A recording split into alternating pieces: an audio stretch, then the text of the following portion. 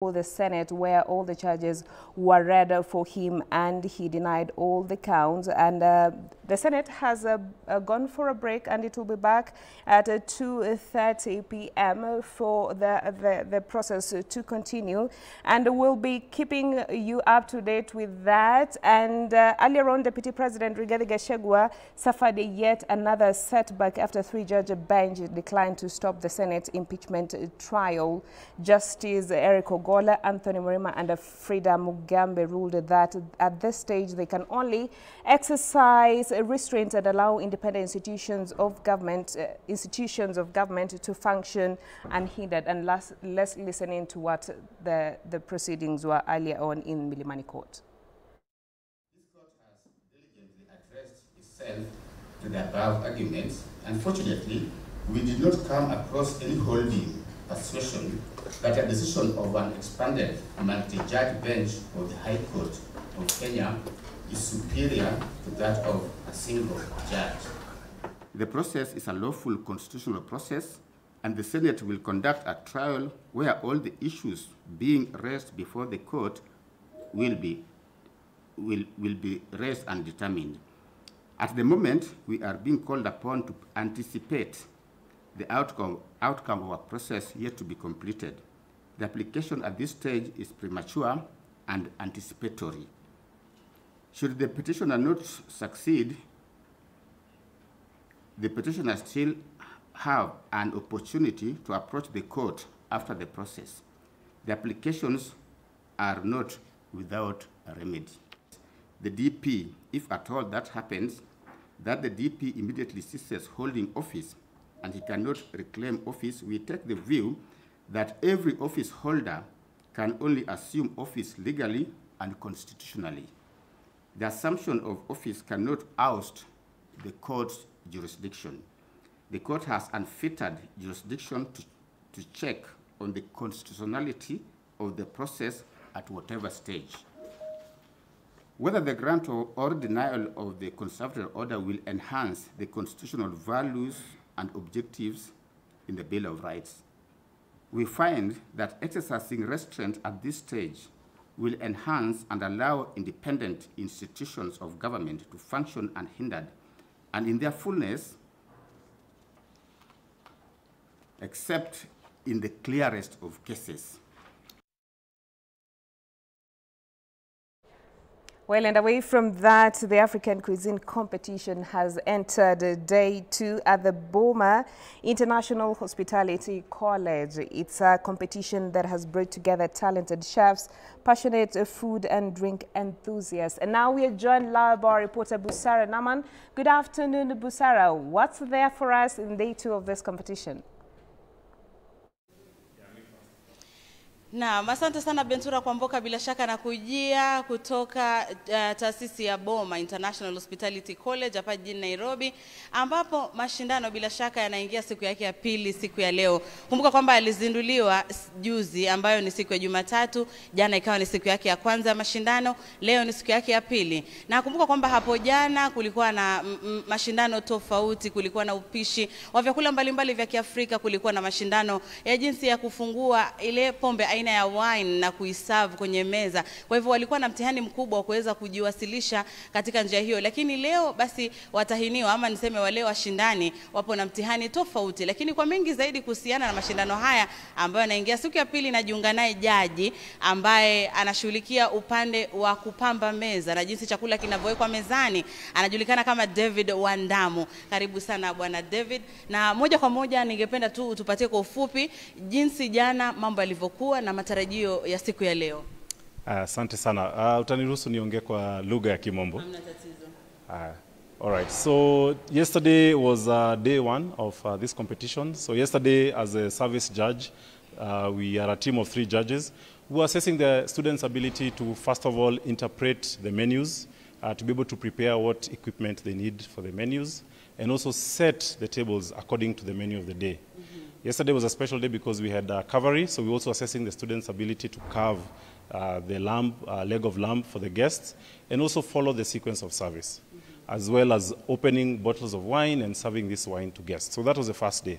So today being day 2, we are going to assess also sequence of service, interpreting the menus of the day, and also setting up the buffet. So we want to see a lot of African touch. You'll see their uniforms, the tables, you'll see a lot of African inspired artifacts and touch-ups. So that's what we are assessing today. Na pengine umezungumzia swala la wao kuvalia nguo za Kiafrika na meza zimepambwa kwa vitu tofauti vya Kiafrika. Na je, upande wa mapishi mnatarajiwa pike kitu kipi cha Kiafrika? So today we have a very special dish which my colleague Chef Lena is going to talk about. We have a special dish of the day which is a chicken tagine. Tagine is a clay pot. It's a traditional pot that is used for cooking in North Africa, countries like Morocco, Tunisia, Algeria. So chicken tagine is slowly cooked in this particular clay pot, and it's a very flavorful dish. So being an African-themed competition, we are going to have different dishes. As we do this competition on an annual basis, we'll be featuring different dishes from across the African continent. Na pengine mwisho kama jaji, unaangalia kitu kipi kwa washindani? Kitu kipi ambacho kinaweza fanya mtu awe mshindi, hususan katika upande wa kuipamba meza?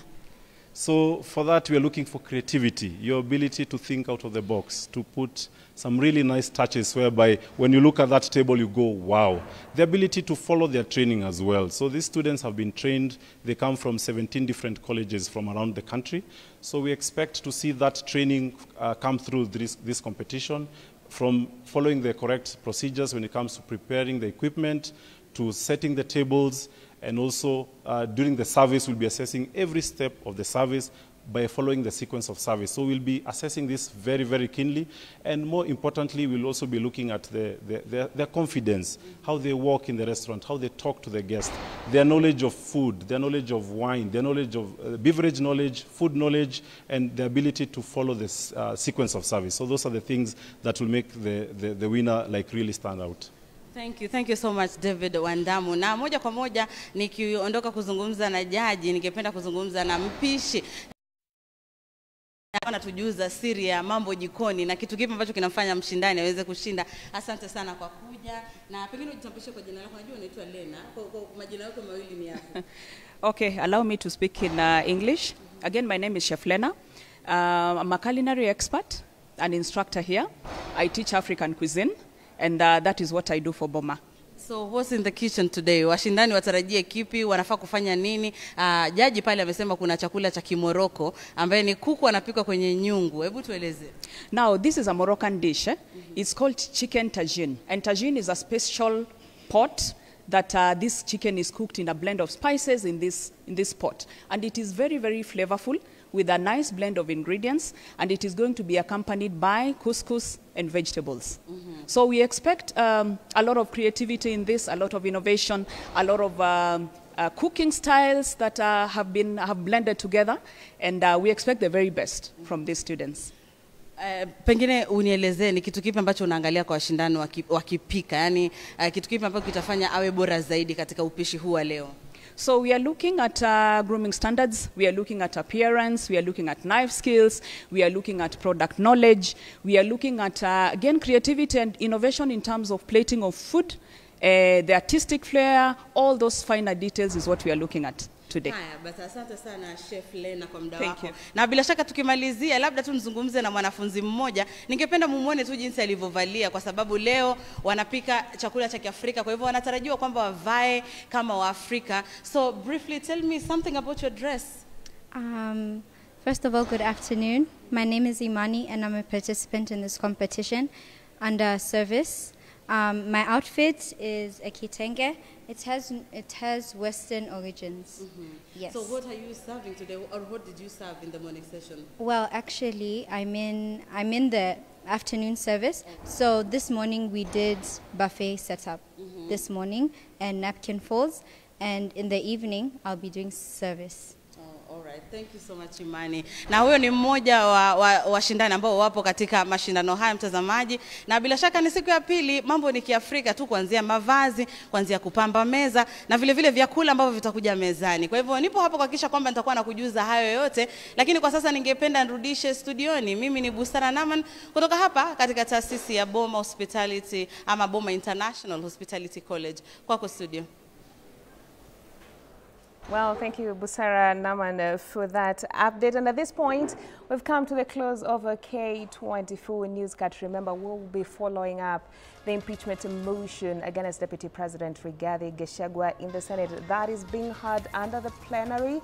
Tomorrow, remember, the motion actually, Deputy President Rigathi Gachagua's witnesses and his case will be heard before the Senate debates that motion in 2 hours, and later on take a vote on that particular motion. We've come to the end of K24 Newscast. My name is Bentura Kwamboka. Do have yourself a good afternoon.